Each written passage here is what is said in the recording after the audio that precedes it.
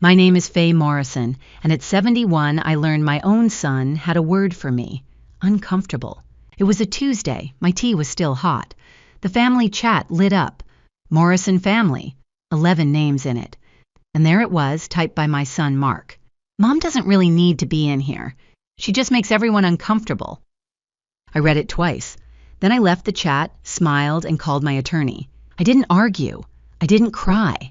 But by that Friday, 3 of them would open their mailboxes, and one of them would be crying. Here's what none of them remembered about the house they were standing in.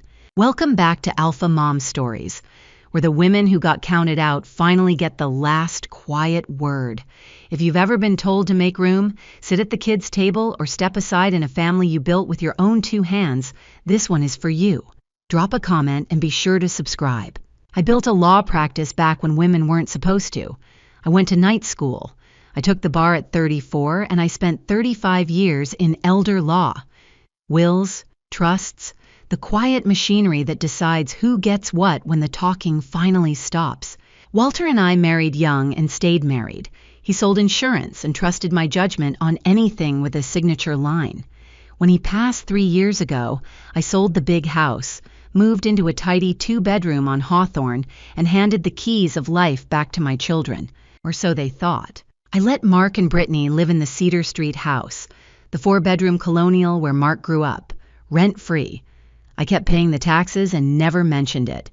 And every summer I opened the cottage at Loon Lake for the whole family, the way Walter and I always had. I carried the cottage key in my coat pocket. Brass, worn smooth, on a cracked leather fob Walter had stitched himself in 1981.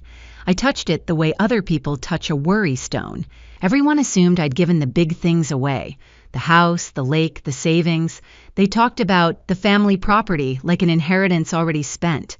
Nobody ever asked whose name those things were under. That's the thing about being 71 and soft-spoken. People stop reading the fine print on you. They decide you're a sweet old fixture dusted off for holidays, and they file you under handled. I let them. I had my reasons, and they weren't the ones you'd guess. I wasn't afraid of being called difficult. I'd been called worse in courtrooms by better men.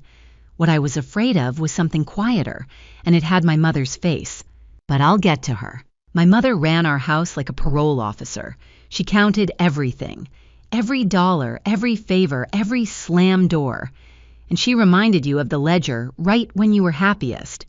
I left home at 18 and swore I'd never weaponize love like that. So when Walter died and my children started gently to manage me, I let them. It felt like the opposite of my mother. It started small. At Thanksgiving, Brittany seated me at the kids' table. So you don't have to strain to hear. At Christmas, Mark answered questions the doctor asked me. Lauren began forwarding my emails to a group thread, just so we're all on the same page. Then came the phrase. Brittany said it first in a kitchen, with 3 relatives listening. Faye's getting a little confused lately.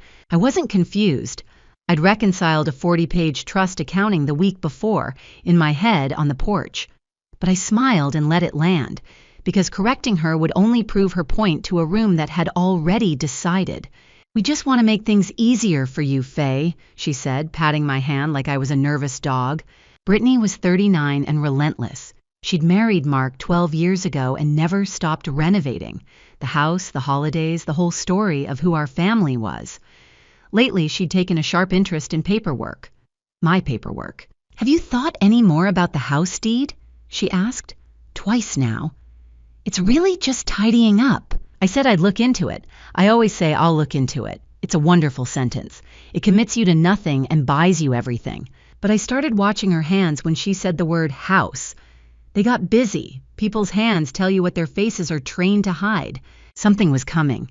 I could feel it the way you feel weather in an old knee. The Morrison family chat was Brittany's idea, of course. 11 of us, a green bubble for every opinion. It was supposed to plan Labor Day at the cottage. I tried to help. I suggested the corn boil on Saturday and ribs on Sunday, the way Walter liked. I offered to bring my potato salad and the good folding chairs from the garage. 3 little dots appeared, then disappeared. Then Lauren posted a thumbs up. The kind you give a stranger. We've got it handled, Mom, Mark wrote. Just come and relax. Come and relax. In the house I'd been opening for 40 years, with the key in my own pocket. I set the phone face down. I'm not a fool. I know what "we've got it handled" means when your children say it. It means we've stopped expecting anything from you but your absence. Then Brittany dropped the next line into the chat.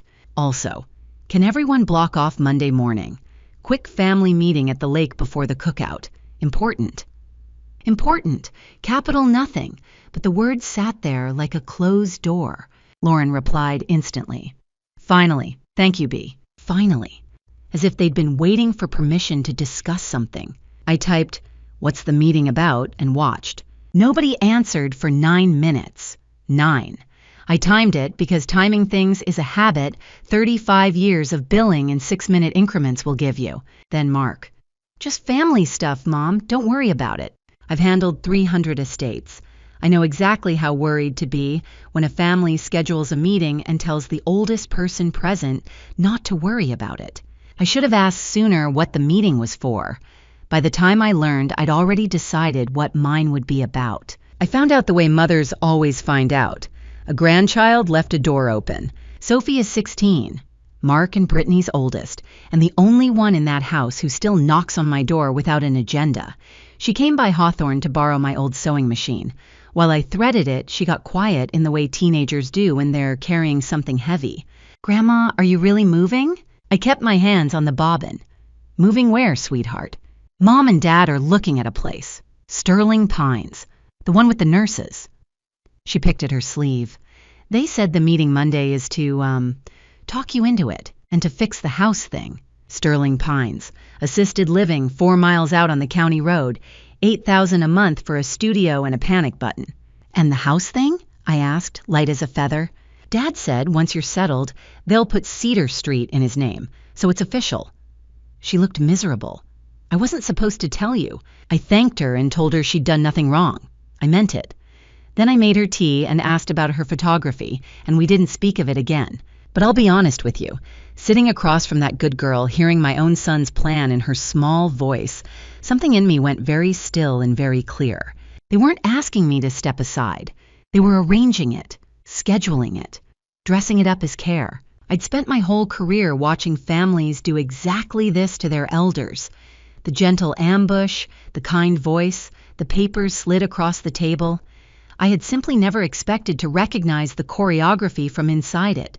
They were planning my future in a chat they were certain I couldn't keep up with. I could keep up just fine. The Tuesday I told you about, the one with the hot tea, came 4 days after Sophie's visit. I'd cooked for one and carried my cup to the table. The chat was busy with cookout logistics. Then the thread snagged, the way conversations do when someone says the quiet part. Mark typed it. No hedging, no softening. "Mom doesn't really need to be in here. She just makes everyone uncomfortable." The dots blinked. I waited to see who would push back. My daughter, a cousin, anyone. Lauren posted a laughing emoji, just one. Then she added, "LOL, it's fine. She barely reads it anyway." The others went silent. Silence, I've learned, is its own kind of agreement. It costs nothing, and it always sides with whoever spoke last. Nobody wrote, "Mark, that's your mother." Nobody wrote, "Let's not." They simply moved on to whether we needed 2 coolers or 3. I sat with my tea and let the screen go dark. You'd think, after 35 years of clients telling me their children had forgotten them, I'd be armored. I wasn't. There's a difference between knowing a thing happens to other people and feeling it land in your own kitchen on a Tuesday between corn and coolers. But I didn't reach for the phone to defend myself. Defending yourself to people who've already filed you away only gives them more to manage. Instead, my hand went to the shelf by the table to a cream envelope I hadn't opened in 3 years. I didn't open it that night either. Not yet. I just held it, and I thought about what Walter would have said. Walter had written me a letter before he died. He'd handed it to me in the hospital, sealed, with a small grin the morphine couldn't flatten. "Not yet," he'd said. "You'll know when." For 3 years, I'd kept it on the kitchen shelf in its cream envelope, beside the salt. I dusted it. I'd never opened it.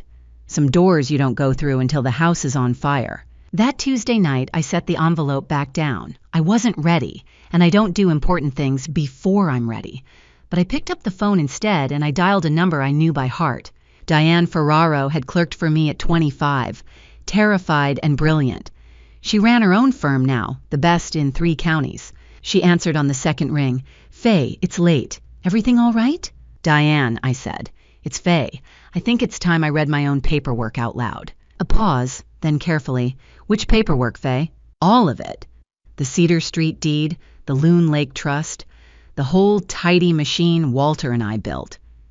I looked at the cottage key on the table, brass catching the light. "My family's about to make some decisions about property. I'd like them working from accurate information." I heard her sit up. "You want to fight them?" "No," I said. "I don't fight. I file." We made an appointment for Thursday morning. I hung up, rinsed my cup, and went to bed. I had left the family chat that night without a word. I want you to understand that clearly because it matters later. I left the chat. I had not left the deed. But I didn't say that to anyone, not yet. Thursday morning, Diane's office smelled like good coffee and old paper. She'd pulled every file. They sat in 2 neat stacks between us. She's 50 now, sharp as a tack, and she does not flatter me. That's why I trust her. "All right," she said, sliding the first folder over. "Let's talk about what you actually own. Then let's talk about what they think you own." We went line by line. The Cedar Street house held in the Walter and Faye Morrison Revocable Trust, with me as sole surviving trustee. The Loon Lake Cottage, same trust. The brokerage accounts, the lot on Birch Road, I'd half forgotten. Diane looked up. "Faye, do they actually know what you own?" "They've never once asked," I said. "They assume it all transferred to them the day Walter died. It didn't. It transferred to me." She tapped the folder. "Then we have a great deal of room to work with." I told her I didn't want a war. I had no interest in leaving anyone homeless or humiliated for sport. That's my mother's playbook, and I burned it years ago. "I'm not going to punish them," I said. "I'm going to formalize what's true, on paper, with dates." Diane smiled, the way a surgeon smiles when she finally sees clean tissue. "Boundaries with citations, my favorite kind." She walked me through the options the way I'd once walked her through them. A lease would make the arrangement honest and reversible. A sale would end it cleanly. An irrevocable trust on the cottage would put it past anyone's reach, including mine, including a barbecue ambush 3 summers from now. "You taught me this, you know," she said. "First week I clerked for you. You told me the kindest thing a document can do is end an argument before it starts." Did I say that? "You said it to a widow whose stepsons were circling." I never forgot her face when it was over. Relief, mostly. We didn't decide everything that morning, but we decided the shape of it. And I drove home wondering exactly how much my children believed was theirs, and how badly that belief was about to meet a deed. Let me tell you how the tidy machine got built, because it wasn't an accident. Walter wasn't a sophisticated man, but he was a wise one. Early on, he said something I never forgot. "Faye, you're the smartest person I'll ever meet. Put everything where your brain can protect it." So we did. The house, the cottage, the accounts, all of it, into a revocable trust. I was trustee. Walter was happy to sign and go fishing. People who didn't know us assumed Walter handled the money, because Walter was the man, and Walter was loud at barbecues. The truth was less flattering to everyone's assumptions. I drafted every word. He read the sports page. I let Mark live at Cedar Street because he was my son, and I loved him, and a young family needs room. Not because I owed him. There's a canyon between a gift and a debt, and my children had quietly moved the house from one side to the other while I wasn't looking. I never corrected them. A gift you announce stops being a gift and becomes a leash. My mother gave with a leash. I gave with an open hand. But an open hand is not the same as an empty one. Walter had known how this might go. Before he died, he'd told me he was leaving a letter for the day they forget. I thought he was being morbid. I was beginning to think he'd simply been early. The cream envelope was still on my shelf, still sealed, still waiting for the day I'd know. That day was closer than I wanted it to be. Brittany came to Hawthorne on Friday, uninvited, with a manila folder and a bright smile. "I was in the neighborhood," she said. "She's never in my neighborhood." She set the folder on my table and slid out a single page. "It's a quitclaim. Just a simple one. It moves Cedar Street into Mark's name, so everything's clean before the weekend." Clean, I repeated. For tax reasons, she said quickly. And honestly, Faye, it's one less thing for you to worry about once you're at Sterling Pines. There it was. The studio with the panic button slipped in like a mint. I picked up the page and read it the way I've read 10,000 pages. Slowly, all the way down, including the part she hoped I'd skip. A clean transfer of title from the trust to my son for $1. $1, I said. That's generous. It's just the standard language, Faye. I know, I've drafted a few of these. I set it down. The standard language usually goes the other direction, though. People deed property up into a trust to protect it. This one deeds it down out of the trust into a single name. Now, why would a family in a hurry want that? It's really just a formality, she said. Her hands were busy on the table edge. It usually is, I said pleasantly, right up until it isn't. I told her I'd have my attorney look it over. Her smile flickered, just a hair, like a bulb deciding whether to burn out. You don't need an attorney for family, Faye. No, I agreed, you don't, which is exactly why I'm curious who drafted this one. She left without the signature. She left the folder, though, which told me she expected to be back. I looked at that quitclaim a long while after she'd gone. Why the rush? Why $1? Why before the weekend? People don't hurry a formality. They hurry a problem. The answer came from Sophie 2 days later by text. Grandma, can I show you something? Don't be mad. She came by after school and put her phone in my hand. An email forwarded from her dad's account. She'd seen it open on the family iPad. The subject line read, Loon Lake War Comps. Her Uncle Greg had pulled 3 comparable lake properties. He'd written a number at the bottom. Estimated list, 610,000. Could move fast in spring, he'd added. Once title's settled, Greg is Lauren's husband. He sells real estate and he smiles like a man counting other people's money. So that was the whole of it. The house and now the cottage. I felt the brass key in my coat pocket and closed my hand around it. Walter had stitched that fob the summer Mark learned to swim off the dock. I could still see it. The small body, the big splash, Walter's whoop carrying across the water. They were going to list that. Quietly. Once titles settled. Settled. Such a peaceful word for what they were doing. Are you okay? Sophie asked. I'm wonderful, I said, and I half meant it. There's a strange relief in finally seeing the whole shape of a thing. No more guessing. No more giving people the benefit of a doubt they've spent. I sent Sophie home with cookies and a promise I'd handle it. Then I sat in the quiet with the key in my fist. The house, the cottage, the meeting, the quitclaim. It all pointed one direction, and they thought I couldn't read the map. I'd drawn the map. Sophie came back that weekend, not to deliver news, just to sit. She does that sometimes. She's the only one who treats my company as a destination instead of a chore. We made lemon bars. She told me about her photography class, about a teacher who said she had a real eye. I told her she did. She does. Then, stirring batter, she said the thing she'd been carrying. It makes me sick, Grandma. The way they talk about you. I kept my voice even. How do they talk about me, sweetheart? Like you're a problem they have to schedule. Her jaw was tight, 16 and furious. Mom says you make everyone uncomfortable, but you don't. You make me comfortable. You're the only adult who actually listens. I had to look at the oven for a moment. They're not bad people, I said, which is what you tell a child to keep the world stitched together. They've just decided a story about me, and now everything I do has to fit it. It's not fair. No, I agreed. But fair isn't given to you, Sophie. Sometimes you have to write it down and make people sign it. She didn't understand that yet. She would. I want to pause here, because I know some of you are listening in a kitchen that doesn't quite feel like yours anymore. If a family member ever made you feel like a guest in a life you built, type the word boundaries in the comments and stay with me. What landed in 3 mailboxes that Friday changed the shape of everything.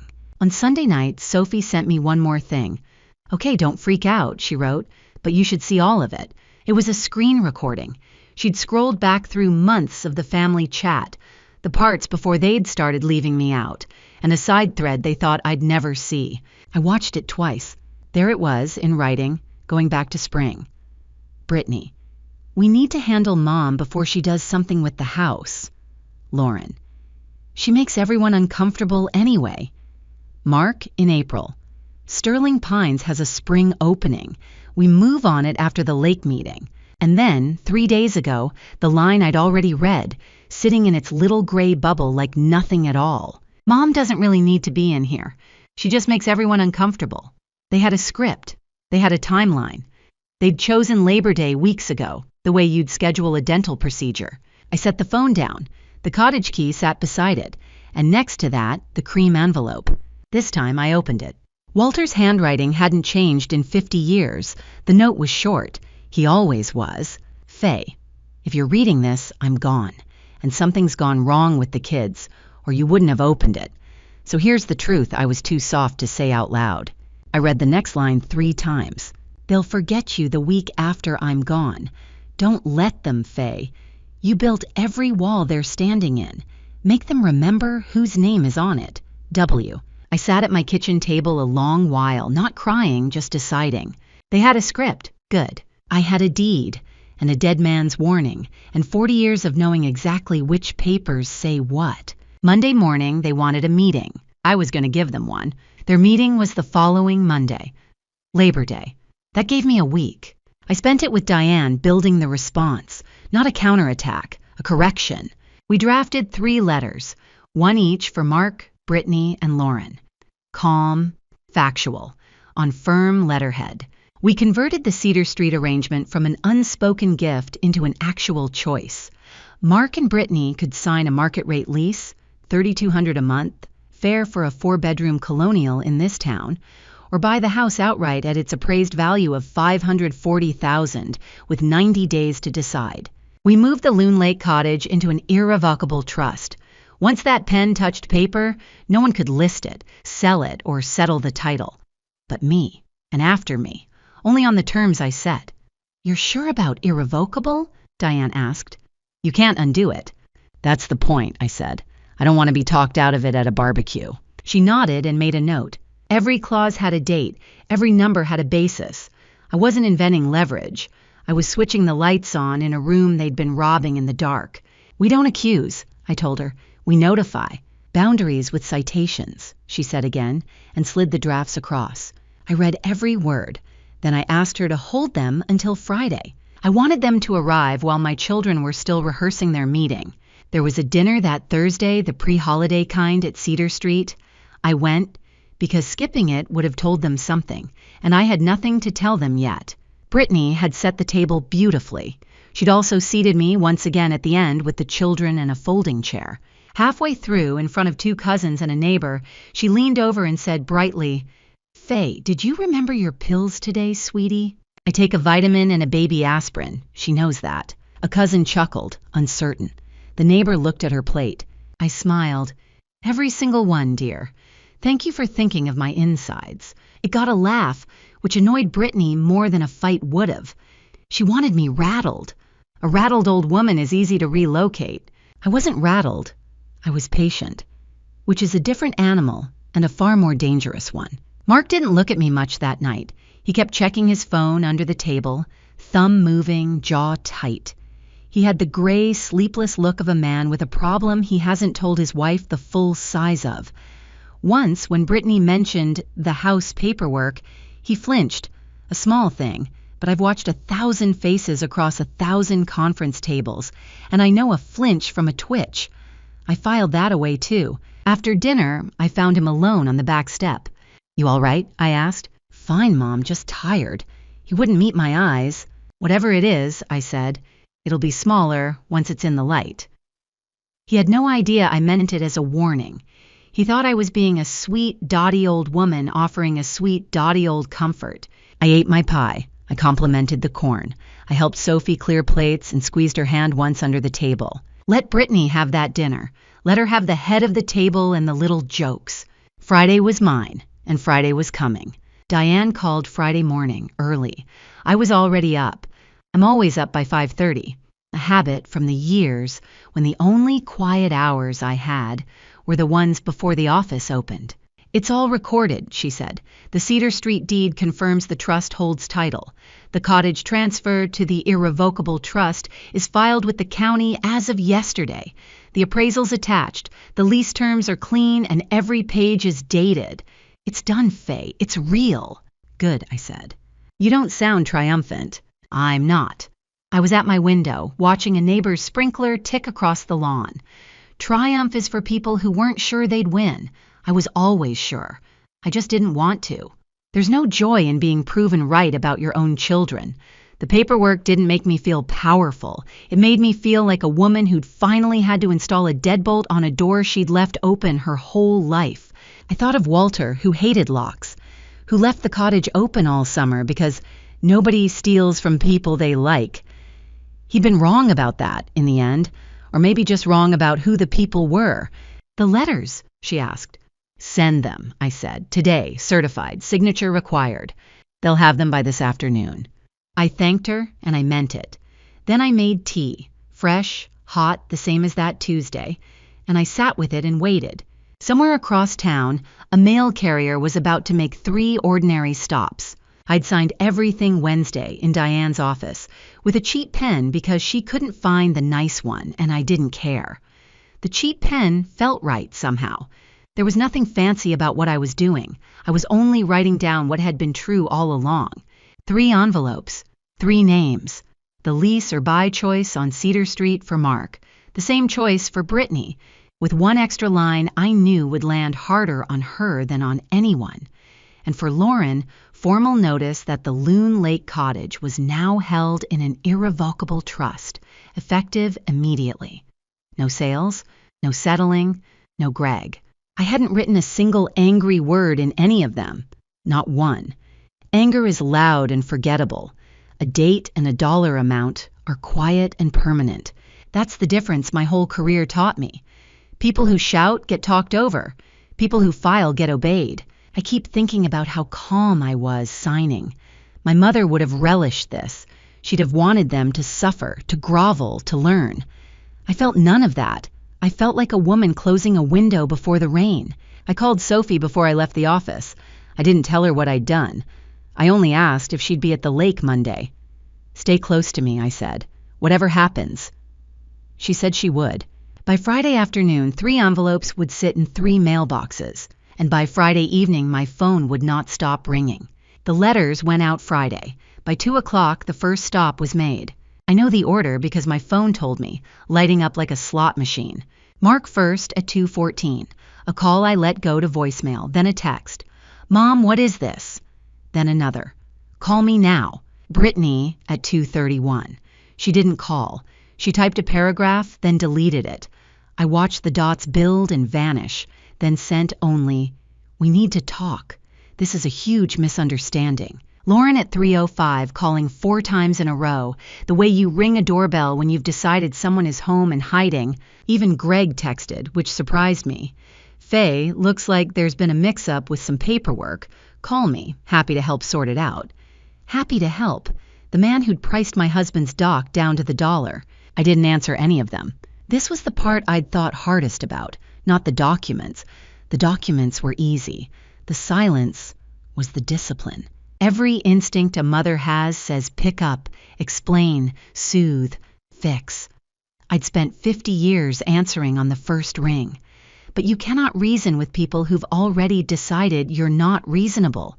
You can only let the paper speak in a voice they can't interrupt. So I let it ring. I watered my plants. I read 19 pages of a mystery novel and didn't absorb one of them. I made soup I didn't eat. Every few minutes the phone lit the kitchen, and every few minutes I let it go dark again. The Morrison family chat, I noticed, had gone completely silent. No green bubbles. For the first time in months, nobody was talking about me where they thought I couldn't hear. They were too busy reading. I finally picked up for Mark at 6 because he was my son, and because a voice you withhold too long stops being a boundary and starts being a punishment. Mom. His voice was high and cracking. Is this a joke? A lease? This is our house. We live here. We've put money into it. You've put care into it, I said. It was never your house, Mark. Read paragraph 2. You can't just... Mom, you can't do this to us. I already did, I said. in writing, last Wednesday. He sputtered. About lawyers, about how this would look, about how I was tearing the family apart. I let him run down like a toy. "Mark," I said when he paused for breath, "did you ever once look at the deed?" Silence. "No," I said gently. "You assumed. I let you because I loved you and I wanted you comfortable. Comfort isn't ownership. I'm sorry no one ever told you the difference. So we just, what, unpay you rent in my own father's house? Your father's house is held in your father's trust," I said, "and your father left me very clear instructions." He didn't have an answer for that because he didn't know about the letter. His breath went fast and shallow, then broke, and I realized my son was crying on the phone. The boy who once cried over a fish that got away. I almost softened. Almost. Then he said, "This is so embarrassing," and I remembered that his first concern, even now, was how it looked. Brittany came in person, of course. She arrived at Hawthorne at 7:30 without knocking. "The way you enter a place you've decided is beneath you." "This is sick," she said before the door was fully open. "This is manipulative and cruel, and you know it. Sit down, Brittany." "I will not sit down." She was shaking, but not with hurt, with exposure. "Do you have any idea what you've done? Do you?" "I converted a gift into a lease," I said, "or a sale. Your choice. It's all in the letter." "We refinanced." The word burst out before she could stop it. "We pulled equity out for Mark's business against this house. The bank thinks we own it. We told people we own it." And there it was. The reason for the rush, the reason for the quitclaim for tax reasons, the reason Mark looked gray at dinner. They'd borrowed against a house that wasn't theirs, to plug a hole in a business that was failing, and they needed my signature to make the lie true before anyone checked. "You told a bank you owned a house held in someone else's trust," I said slowly. "That isn't my problem to solve, and it's a far bigger one than a lease. You're supposed to be family." "I was supposed to be in the chat too," I said. "You decided otherwise." She didn't apologize. People like Brittany never apologize when caught. They simply look for the next person to make responsible. "Mark is going to lose everything," she hissed. "Mark," I said, "made his choices in a group chat. I'm making mine on letterhead." Lauren called at 9 and she'd switched to tears. "Mom, how could you do this to family?" The sentence every guilt trip is built on. "Daddy would be ashamed of you." I let that sit a moment because it deserved a clean answer. "Daddy signed first," I said. She didn't know what to do with that. She'd built her whole appeal on Walter's ghost, and I'd just told her the ghost was on my side. Lauren's letter was about the cottage. The Loon Lake place was now in an irrevocable trust. No listing, no sale, no settling the title, so Greg could collect a commission on my husband's dock. "We always go to the lake," she wept. "The kids love it there. You're taking it from them." "I'm keeping it for them," I said, "from you. There's a difference, and you'll understand it when you're calmer." Greg says, "I know what Greg says." Greg pulled comps in July, estimated list, 610,000, once titles settled. I heard her breath catch. "You see, Lauren, I read everything. I always have. It's the family trait nobody credited me with." She switched tactics. From tears to threats. From threats back to tears. I'd seen the whole cycle in 100 conference rooms. It's exhausting to witness and useless to engage. "I love you," I told her, and meant it. "I'm not punishing you. I'm just no longer funding a version of this family that doesn't include me." I hung up gently.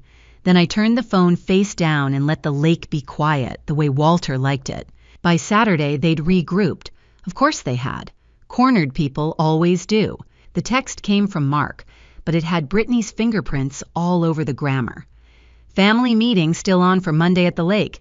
You should come. You owe us an explanation." I owe them an explanation for declining to be relocated and robbed. I almost laughed. They still thought Monday was their meeting. The ambush they'd scheduled back in April, the studio at Sterling Pines, the quitclaim, the gentle voices. They didn't realize the ground had moved under the whole event, so I made a decision I would go, not to explain, to finish. I called Diane. "Are you free Monday morning?" "For this?" she said. "I'll bring my good pen." "Bring the folder too," I said. "All of it. The deed, the trust, the lease, the cottage filing. We'll let the documents do the talking. I'd spent months being discussed in rooms I wasn't in.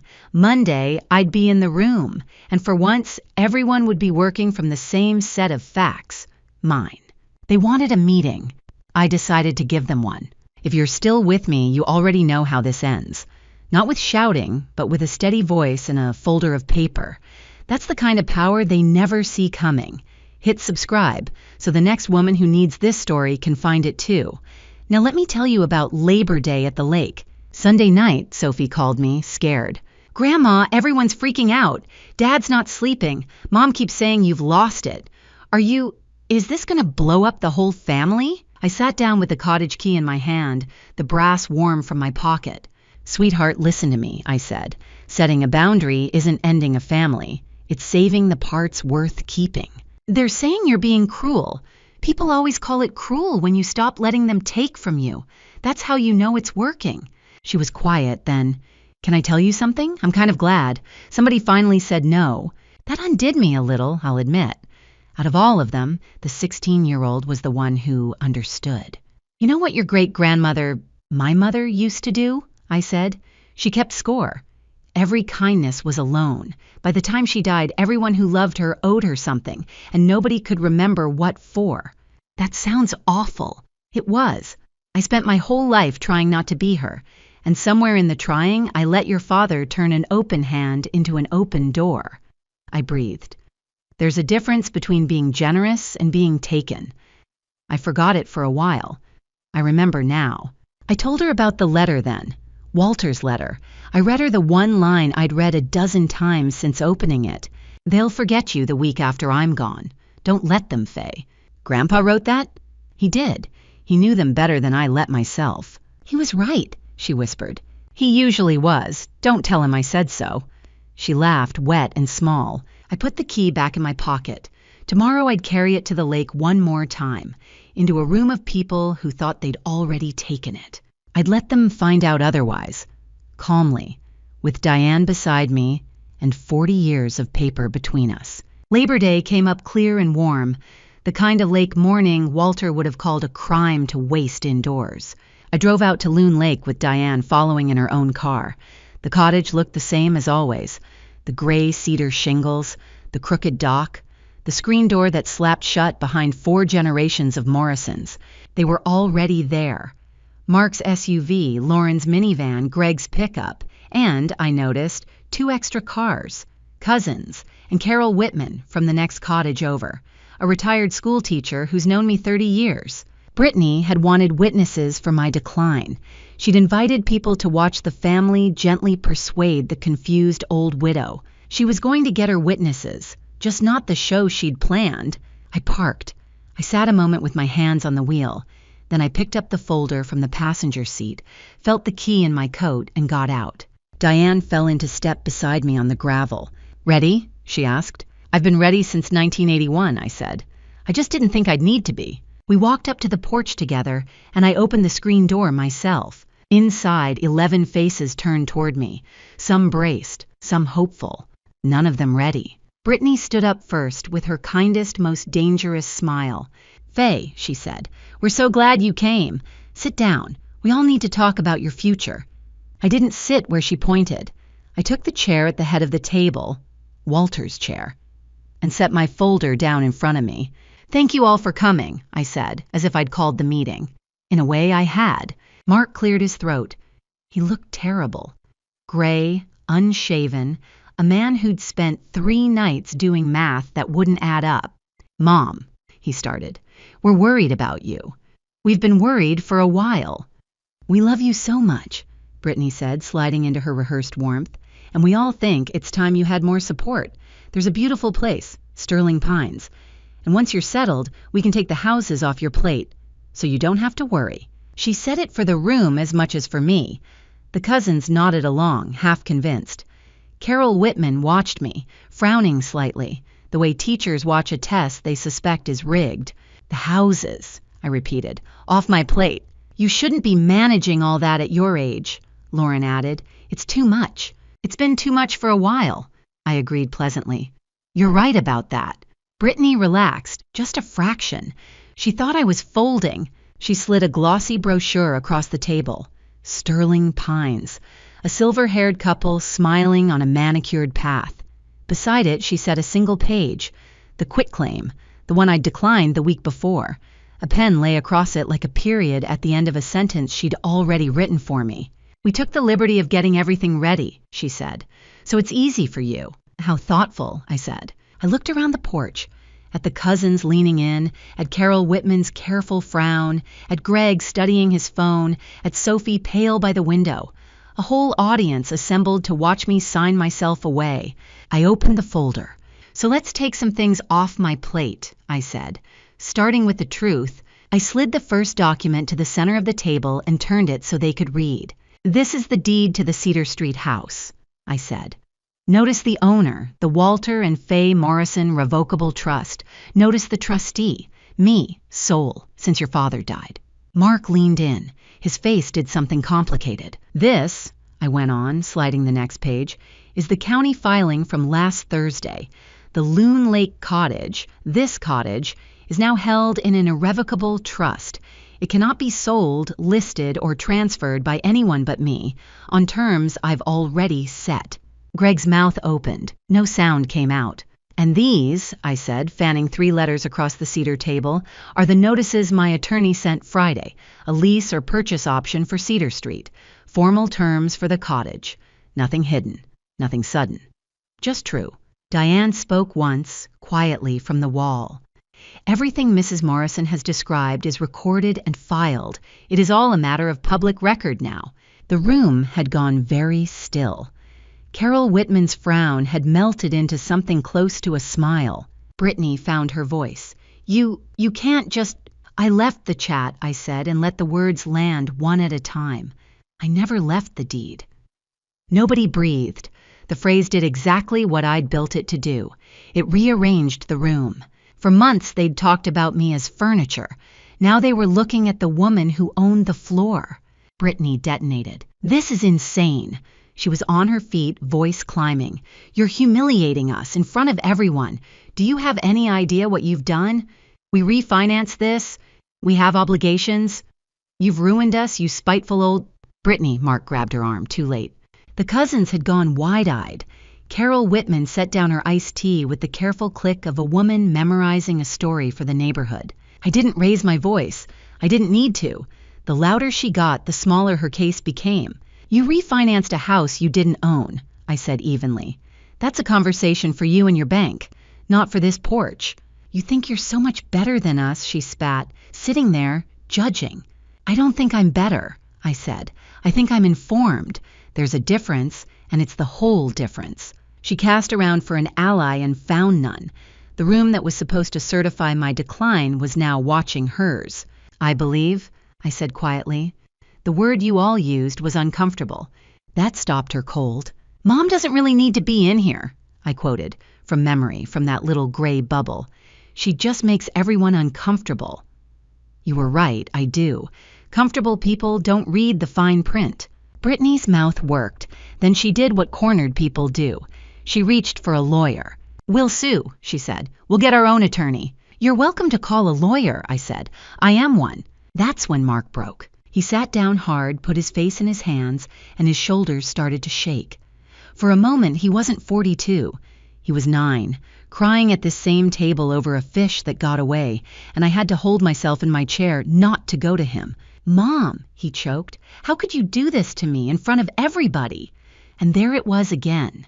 To me. In front of everybody. Even now, broken, his first grief was the audience.